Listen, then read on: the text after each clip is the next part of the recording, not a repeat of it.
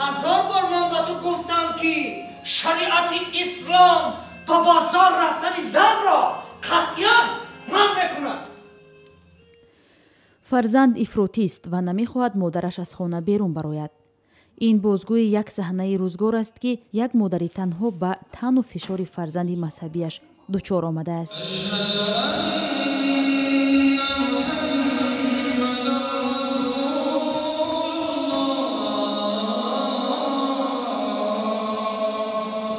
қисса ин аст ки модар бепадар 3 писарро ба воя расондааст. яке аҳли майхонаву ишрат асту дигаре аз тарафи ифротиҳо мағзшӯӣ шудааст. севум писар як диндори мӯътадили модерн аст, дур аз таассубу таҳаммулпазир.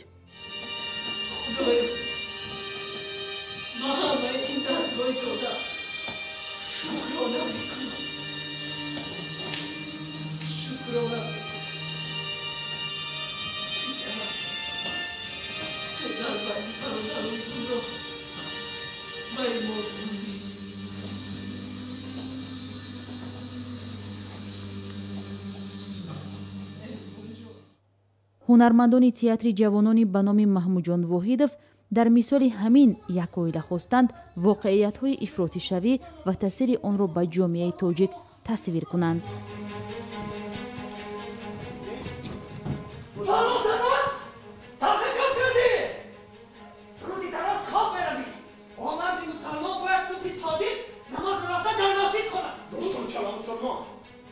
қисса воқеӣ аст. мо аз ба воситаи кумитаи давлатии амнияти ҷумҳурии Тоҷикистон мо баъзе чизҳое ки воқеият доранду чиз мо хоҳиш кардем ва ҳайати ҳунарие ки бо таҳияи ин кор вобаста буд мо ҷамъ омада дар якҷоягӣ дар анҳамин толор тамошо кардем. воқеан ҳам шоҳидоне ки худ рафта диданду омаданд тасдиқ мекунанд, ҳама аз воқеият яъне аз зиндагӣ аз ҳаёт гирифта шудаанд.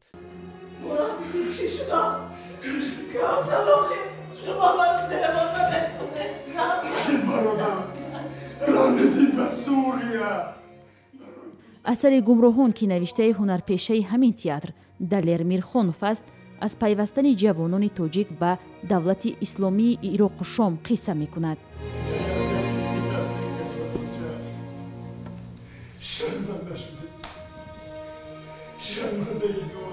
имрӯз ҳайати вижа аз вазорати фарҳанг ва мақомоти тоҷик барои дидани намоиш омаданд. баъд аз санҷидани онҳо мардум ин намоишномаро хоҳанд дид. дар тоҷикистон шӯрои бадеӣ фаъол аст ки ҳар намоишномаро қабл аз пешниҳод ба мардум тамошо мекунад.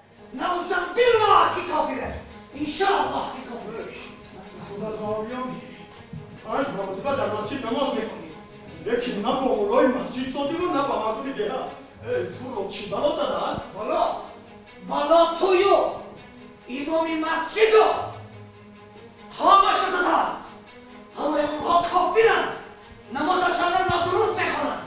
дар қабристонҳо дуои дуруд дароз хонда мардумро 1 соат манъ мекунанд. раҳмеддини ифротист ки бо меҳрубон бародари калонӣ дур аз таассубаш баҳс дорад.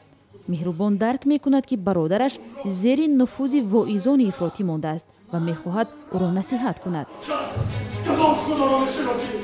آخه شخصیتی با زبان کثیفش گمراه به تفریق خواندی مادرم میشود. مادر آقا اگر یک بار دیگر مادر رو درد نکنی چیزان گفتم.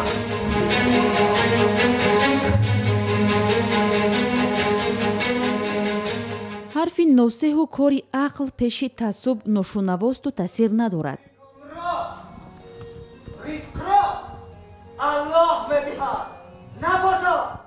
раҳмиддин бо бародари майпарасташ баъди чанде ғайб мезананд. телефон баъди раҳпоии зиёди модар занг мезанад.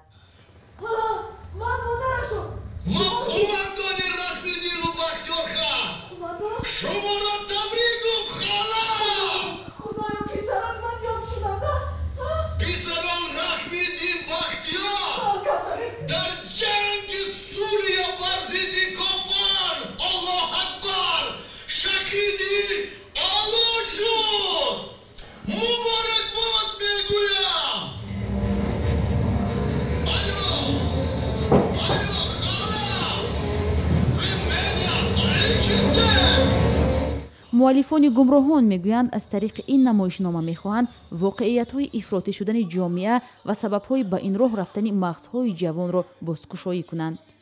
шояд як кӯмакаке бошад барои баъзе аз ҷавонон ки имрӯз масалан гумроҳ мешаванд, ба ин роҳ мераванд. баъзан ҳамин хел фикр карданд ки оно аз барои худо шояд рафтанд, баъзеҳо барои пул рафтанд, баъзеҳо масалан фирефта шуданду гумроҳ шуданду рафтанд.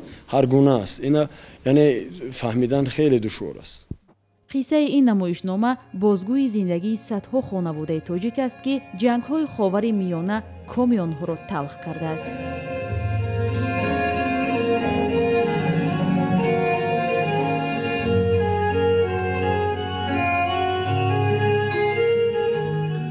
таҳияи чунин намоишҳо бахше аз барномаи давлатист.